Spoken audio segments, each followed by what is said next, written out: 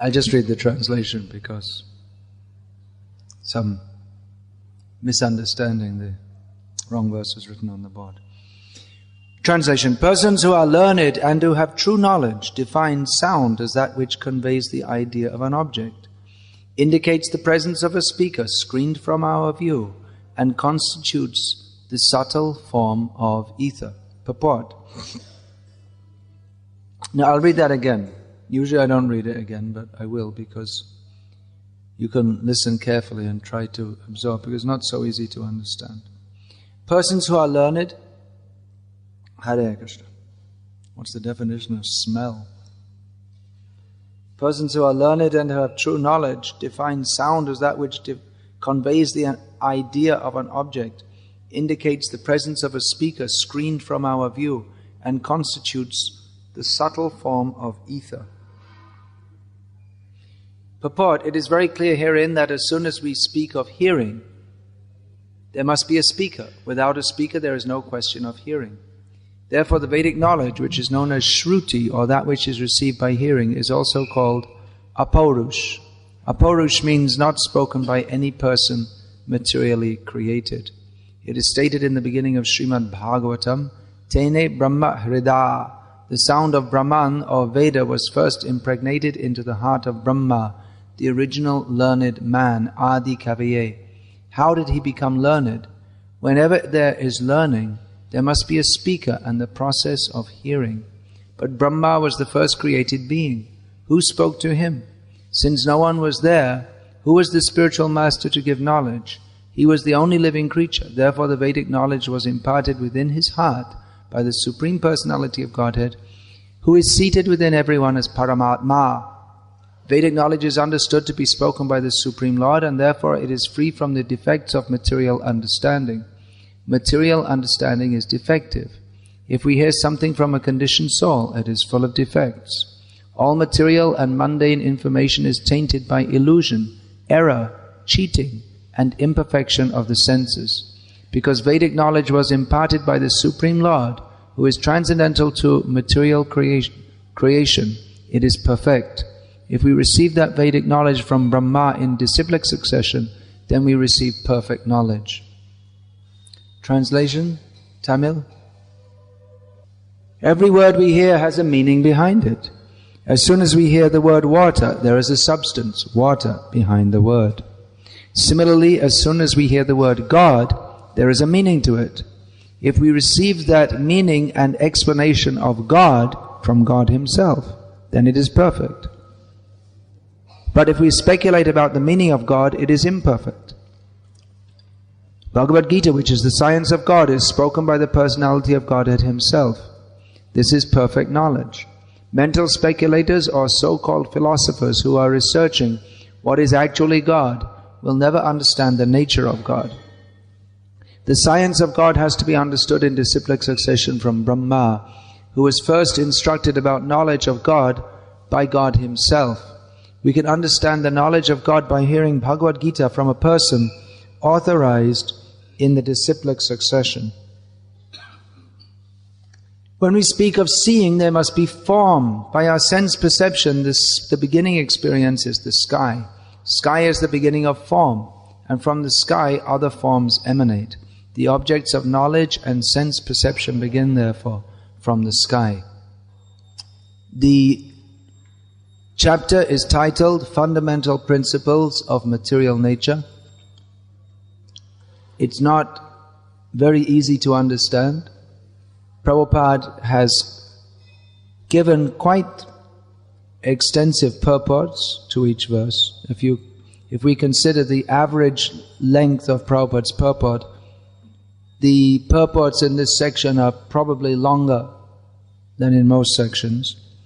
Prabhupada also spoke on this section of Bhagavatam extensively over several weeks in Bombay, explaining these points in detail, and he wanted that a book be made from the transcriptions of those lectures, which eventually was done after Prabhupada's disappearance, I believe. Teachings of Lord Kapila came out. So Prabhupada was very interested to explain this subject, how to understand material nature from the Vedic perspective. We may think, well, it's not very interesting. Let's hear about some Leela. But this is all in relationship to Krishna. And the widely propagated misunderstanding of material nature that is ubiquitous at the present time throughout human society. Ubiquitous means people just take it for granted that scientific explanations are correct, that what they call scientific. Even the way we use the word scientific refers to the modern paradigm of science, although it's not actually. If we see the actual meaning of the word science, then modern science is not science at all. If science means to examine and understand impassively, then modern science cannot be said to be pure science. There's a dogma attached to it. So these are problems in the philosophy of science, which scientists also understand, that this observer is supposed to be neutral, but there's no neutral observer. Everyone has a preconditioned mindset. And in research, usually what happens is it's a natural tendency of a human being. He has some hypothesis and he wants to prove it, so he tends to interpret the findings. Even the findings may be neutrally ascertained. They may be empirically ascertained, but the interpretation will tend to fit the mindset of the researcher. He will interpret it to mean what he wants it to mean. We find that everywhere. In every sphere of thought, the Bhagavad Gita is the same Bhagavad Gita for the Mayavadis and for the devotees. But the Mayavadis, they find one thing there. They don't find Krishna. They find impersonalism, whereas the devotees find Krishna. And even there are so many, even within Vaishnavism and within Advaitavad, so there are different interpretations and understandings according to Kevaladvaitavad or Vishishtadvaitavad, Shuddhadvaitavad. There are different understandings. There's the mystic English poet William Blake spoke on this, that we both read the Bible day and night, but where you see black, I see white. It's the same thing, but we have a different interpretation. So if the Bible is praman for the Christians, but still, how do you interpret it? So the human element is always there. It requires someone to explain, and according to how we hear or how we absorb knowledge, that's how we tend to view the world. And we see that all over the world there are different cultures and ways, and people look upon the same thing in completely different ways. Just like when that 9/11, the planes flew into and destroyed the twin towers of the erstwhile World Trade Center, and one went into the White House. So in much of the world, this was considered not very nice, and especially in America, they weren't very happy about it, to say the least. They thought it was a major tragedy. They saw it as terrorism. But in the Arab world, people thought, hey, that's pretty good. So we're told. It's like the same thing. According to which country you're in, certain people will be called terrorists, or according to which political faction you belong to. One section of society will be called terrorists, and another will call them freedom fighters. It's the same people doing the same thing, but it's a different perspective. So Prabhupada was very interested to present Bhagavad Tattva Vijnanam, knowledge of the Absolute Truth according to the Absolute Truth. The Purusham Paramam Divyam is giving, the Supreme Personality of Godhead, is giving knowledge about Himself. As Prabhupada often pointed out, if we want to know about God, what better way than to hear from Himself? And that is Bhagavad Gita. What is that? Swayam.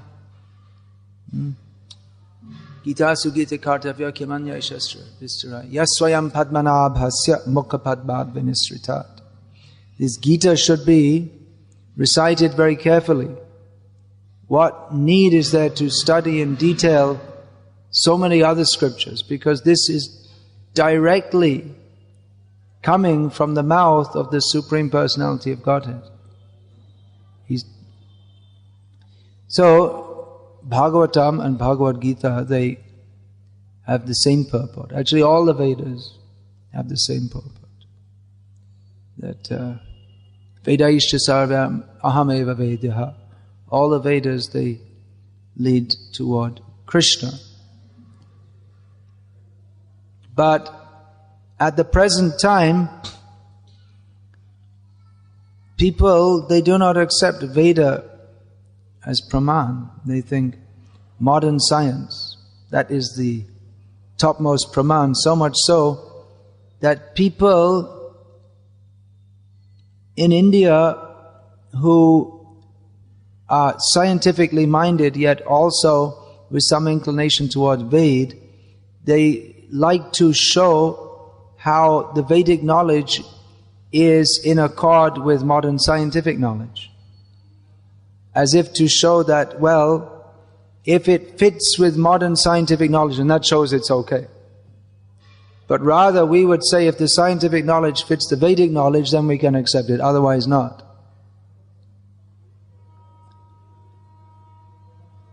So this particular purport, Prabhupada is actually touching on a philosophical point which it's an important philosophical point in both Vedic philosophy and in Western philosophy also. And it's essential to the understanding of epistemology, which for those of you, most of you don't have English as your first language. I don't think anyone here except me. Epistemology is that branch of philosophy which deals with Praman. That how, if we're going to discuss philosophy or anything, what is the basis on which we're discussing? What are the methods of acquiring knowledge? This is epistemology. So Prabhupada is pointing out here that knowledge depends upon hearing. That is the foremost means of transmitting knowledge. There are other ways also. But all the senses, the Gyanendriya, all the knowledge acquiring senses, they give knowledge, but among them the best is the sense of hearing. Knowledge acquired by the senses is called pratyaksha, which means that which is in relationship to the eyes. And modern empiricists, their litmus test, they will say, can you show me? Unless you can show me, I won't believe it. They have great faith in the eyes. But the Vedic principle puts more emphasis on hearing. And actually, knowledge, in human society, we acquire more by hearing than by seeing. If we had to rely on seeing only, then there wouldn't be any developed science or history or geography or any such subjects. If we had to ourselves ascertain the laws of nature, then we wouldn't even be as far as Newton, what to speak of at the level of 21st century science. We believe, we hear, we're taught what others have discovered. By hearing we acquire knowledge. And then they show, yes, we can understand that the speed of light is such and such, and they'll give the method by which they have ascertained this. But we have to understand that by hearing. If we ourselves had to do imagine it ourselves or hypothesize ourselves, then we would be bereft of all the accumulated knowledge of human society. So hearing is an essential principle. Now, hearing, if we consider it as philosophers do, it's a mystical process. Mystical means we don't really know how it works. When this is, of course, very much connected with language. We're not just talking about hearing a hammer banging, but we're talking about sound. Learning means we hear what is told, and just like, for instance, I'm going to say a word now, cow, which is called go, gavi, goru in different languages. So if we say cow among people who know English, then, well, what did you think of when I said cow? You thought of a cow. In your mind, there came the, not very specifically formed, but the idea of quite a big animal with 4 legs and probably some horns and a tail, and in the particular shape that is generic to cows. You didn't think of a specific cow. There are so many different breeds of cows. If we were to say a Jersey cow, then your thoughts would become more specific. Now, how is it that when we say cow, the idea comes into your mind, some generic, some thought of a generic cow comes into mind. There's no specific cow there, but just some general idea of cow comes into mind. That's because when we're children, we learn that certain sounds are assigned to certain objects, and in many cases, like in the case of all nouns or proper nouns. Now there are abstract nouns, and what's the other? Proper noun means the name of a place or person. What's the common noun? Then just like we say cow or table or camera. And though if we say in a general way, it doesn't refer to any specific cow or table or camera, but because we have a general idea that's formed in our mind, so within our mind's eye, for which there's also the Sanskrit word, antadrishti, we conceive of something resembling a cow. And this becomes so that I say cow and you hear, and there's no cow here, but within our mind's eye the concept of a cow is formed.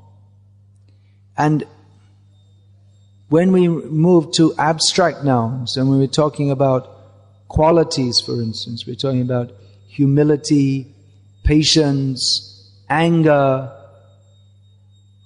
Now, apart from linguists whose job it is to specifically define such terms, none of us specifically think what is meant by anger. It's a broad term, but it's certainly different to patience, for instance, or beauty. So, even without specifically defining it, we have a mental concept of what is meant by anger, or beauty, or fortitude, or any of these qualities. So how these concepts can be formed in each mind, and thus we are able to communicate. This is a subject of discussion, but we're able to communicate by language. We're able to communicate knowledge of this world, just like we could have a class on cows now. And without any cow being present here, if I knew, which I don't very much, knew something about cows, I could communicate some things to you. So without any cow being present, with no pratyaksha, we can give knowledge, or knowledge can be communicated from person to person without seeing anything, all based on the mental concept of a cow. Here's something interesting about cows. Last year I visited our pilot ISKCON farm project near Belgaum, and Madhav Prabhu, who used to be in ISKCON Secunderabad many years ago, you know him, he was telling me that the cows in that area, they eat stew. How about that? Never heard of that one before. So he never takes milk from the local village. The local village cows in that area, they eat human stew. Maybe it's a cross between a cow and a pig. I don't know. That's what the fanatic Desi Gai wale say. That the foreign cows, because they don't have this hump on the back, they say it's a cross between a cow and a pig, which I doubt, but it seems to me they're fanaticism. Because in Shastra, there's certain symptoms of a cow, and one of them is it should have that hump on the back, which Western breeds don't have. So, anyway, there's an example. We just communicated something about cows.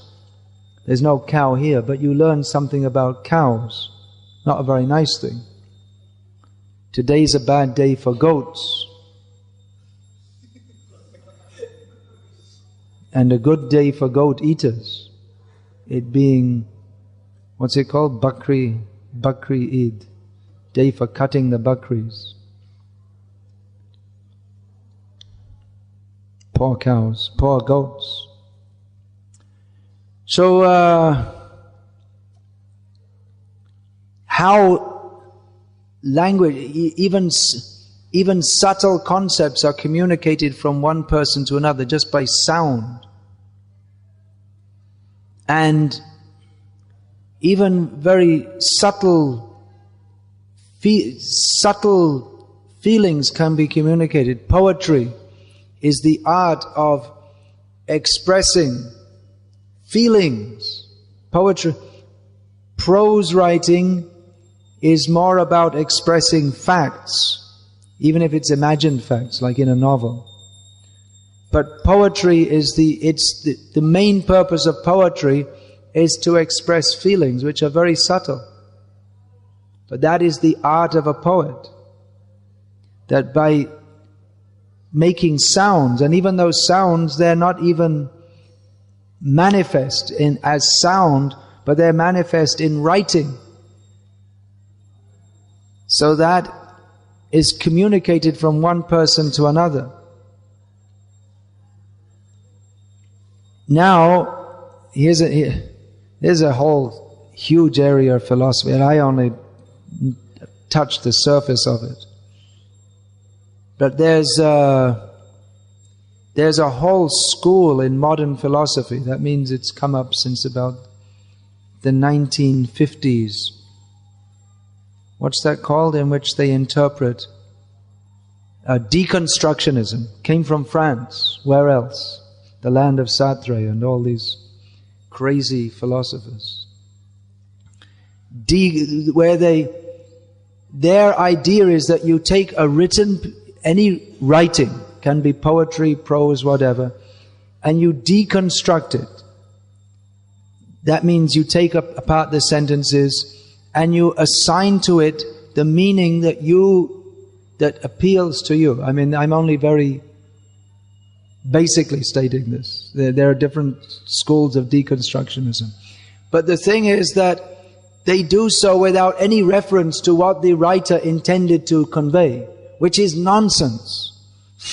Because the writer wrote for a specific purpose to convey something in particular, but according to deconstructionism, you just assign some completely different meaning. Then that was Prabhupada's complaint about the Mayavadi interpretations of Bhagavad Gita, that if you have some philosophy, then you write your own nonsense book, but don't take Bhagavad Gita. Krishna spoke Bhagavad Gita with his own particular purpose to convey a particular message.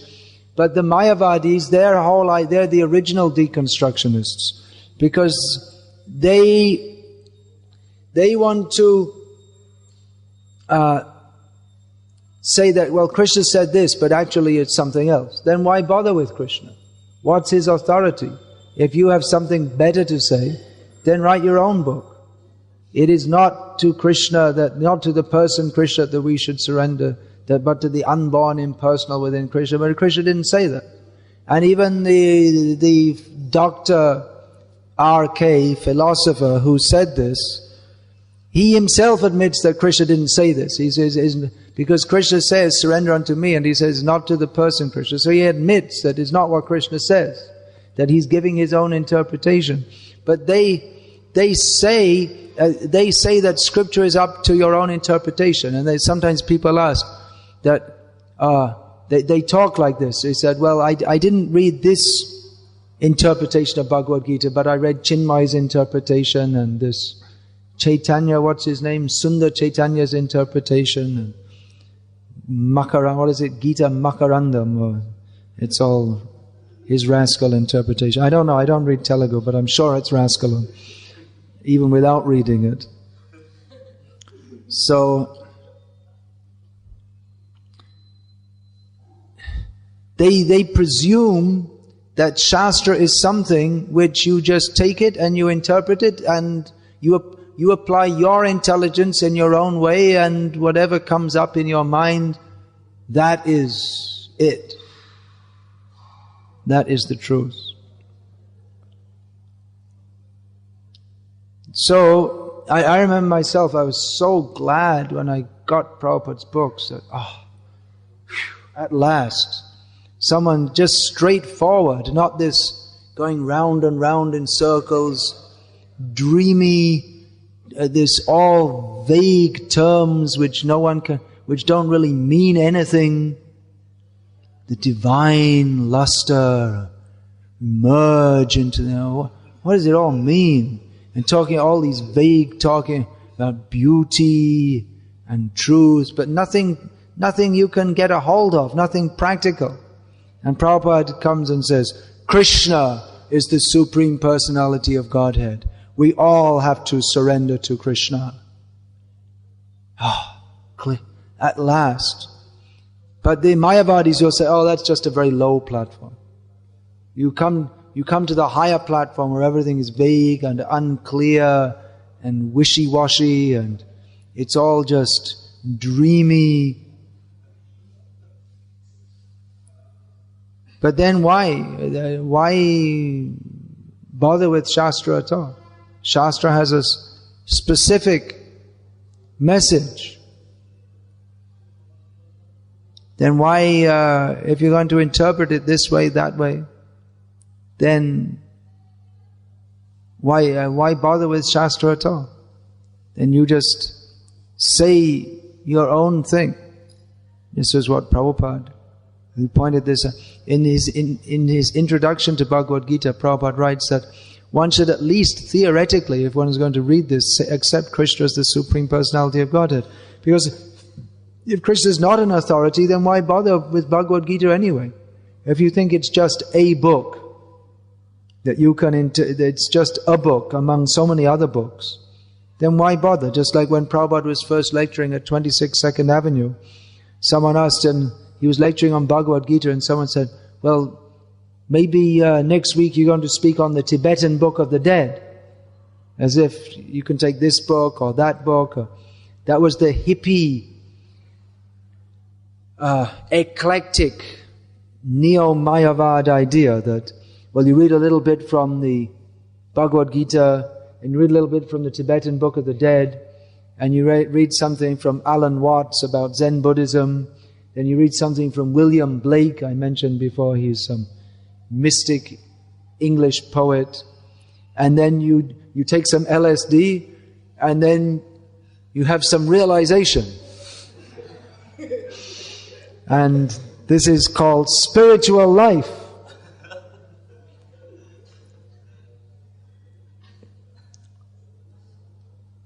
So here we are at the beginning. How do we begin to understand? What are the fundamental principles? This chapter is entitled Fundamental Principles of Material Nature. And people want to understand what is the spiritual nature.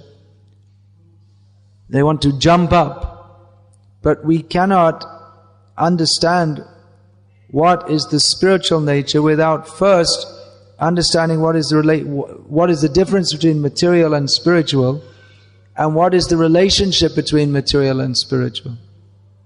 Because at the present time we identify with the material, and without clearly understanding the difference between material and spiritual, if we all talk about spiritual life, then we will impose on the understanding of spiritual life our materialistic understandings.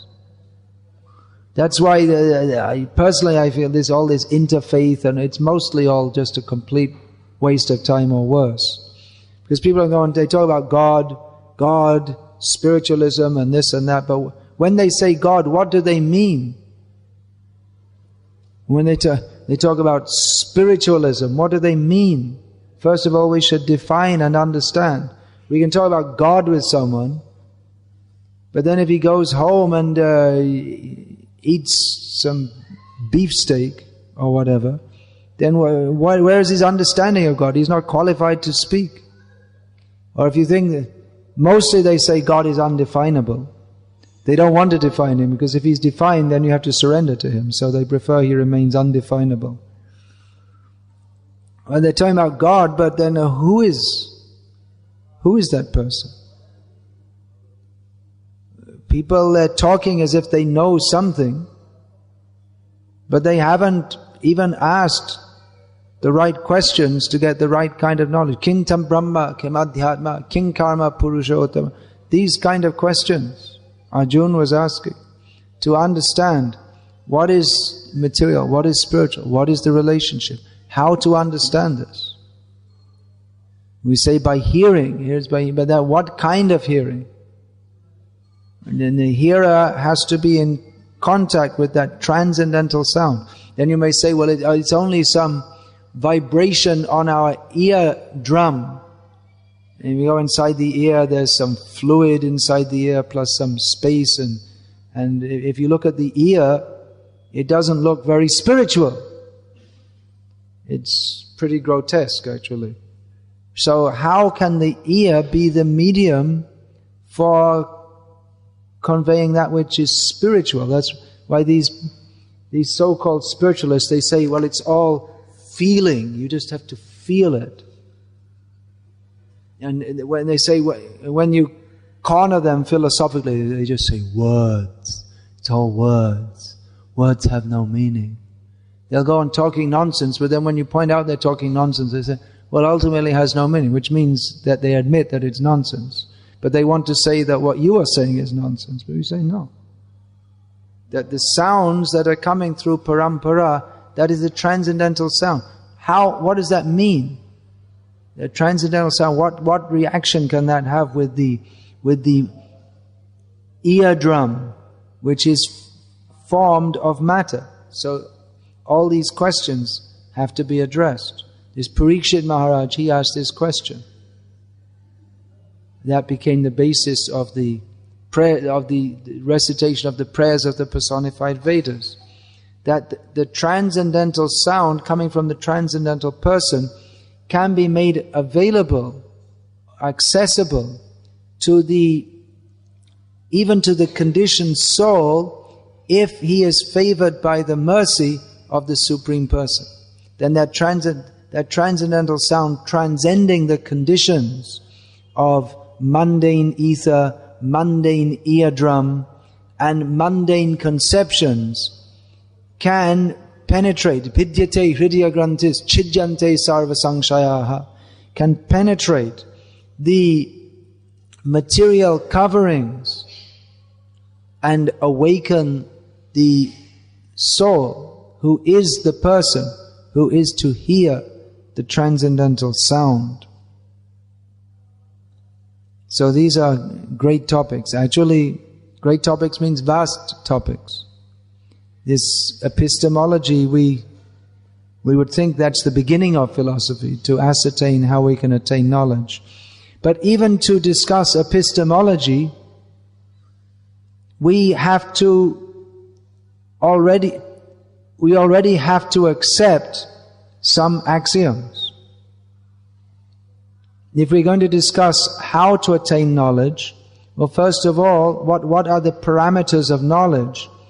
Then even to discuss that, we have to a priori accept knowledge.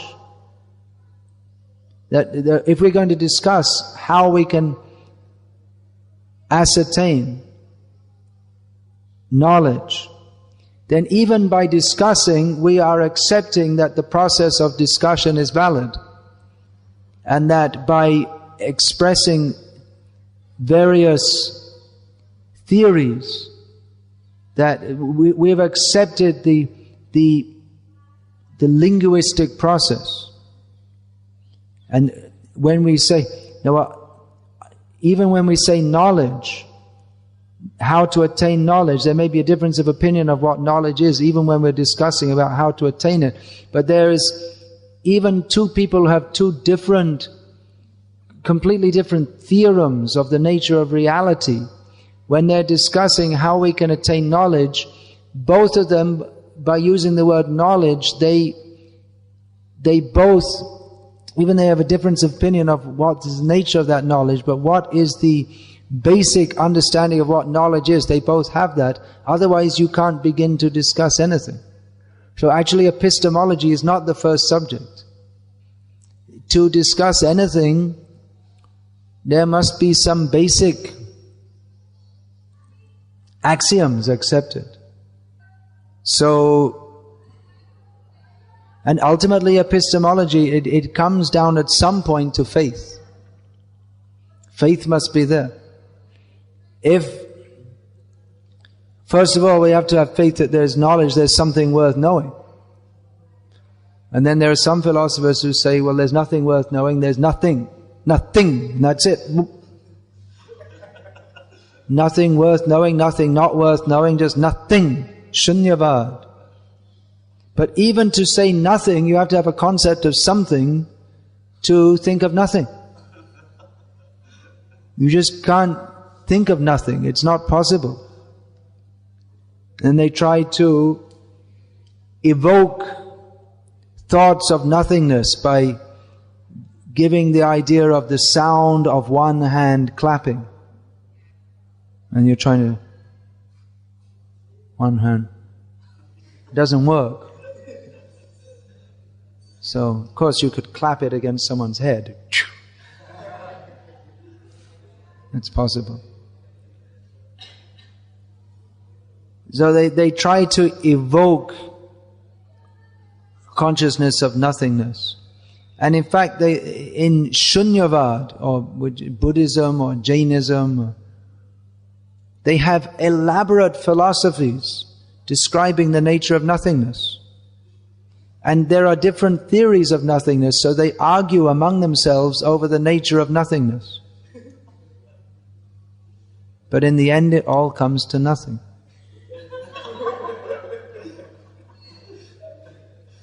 So, Shankaracharya, he gave, there is something.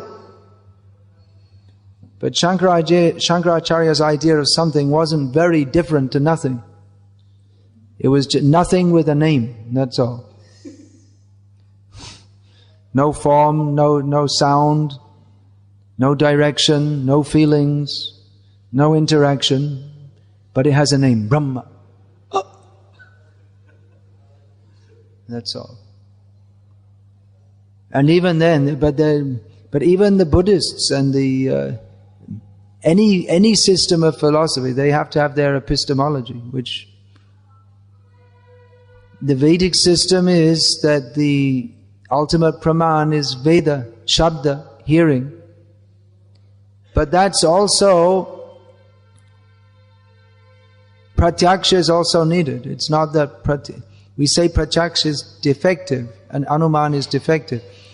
But without anuman, one cannot even, the Vedic message, without pratyaksha and anuman, one cannot begin to understand it. Just like it's stated in Shastra that Krishna holds a flute. So if you never saw a flute, you'd have no idea what's being talked about.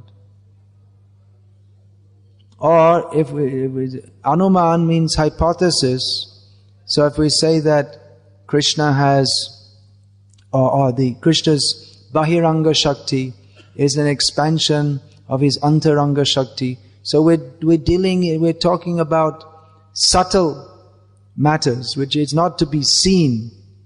But it's, when we say an expansion, one energy is an expansion of another. So we can conceptualize this in our minds. That's by the process of Anuman. So Pratyaksha and Anuman are not bad in themselves, they're essential, but they should be guided by Shabda Praman.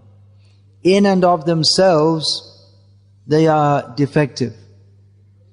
But when guided by Shabda Praman, then they become the means to understand that. Of course, that in itself would be a disputed point. But the point here we're talking about, what are the methods of understanding? It begins with sound. So Prabhupada wanted to discuss all these things in great detail, so we can understand very clearly all these different points. So we should do so. Even if we speak so many points about Krishna Lila, we should also speak, we should hear. But if we speak about Krishna Lila without understanding these points, what is the difference between spirit and matter, then we'll think Krishna Lila is some kind of material, nice stories, that's all. And such speaking is popular.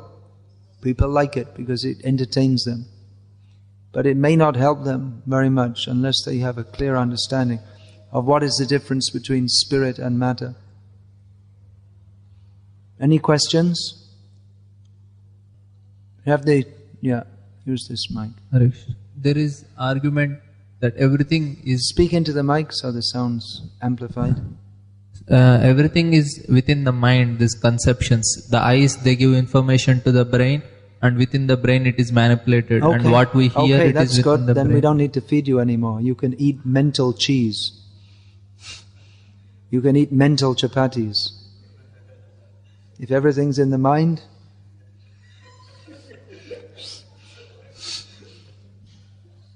all right? So now we don't need to feed you anymore. It's all just in the mind. You didn't understand. Okay. Let him fast for a few days, then he'll understand. It will be varying per person to person. The information may be varying to person according to his condition of mind. The information what I get and what I feel may be different, and No, it exactly that I may not be discussed in the reality. class, that the information is the same, but the processing is different.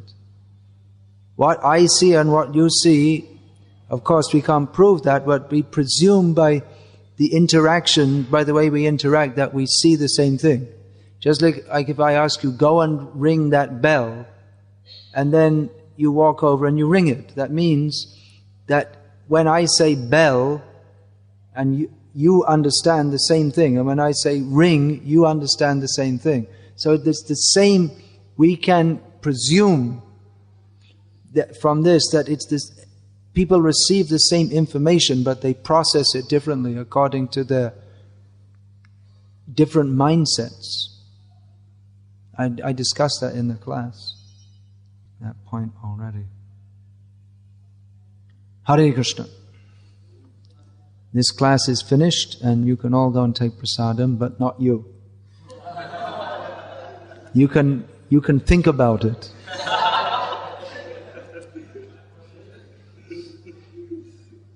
Hare Krishna. Srila Prabhupada ki jai. Srimad Bhagavatam ki jai. Hare Krishna.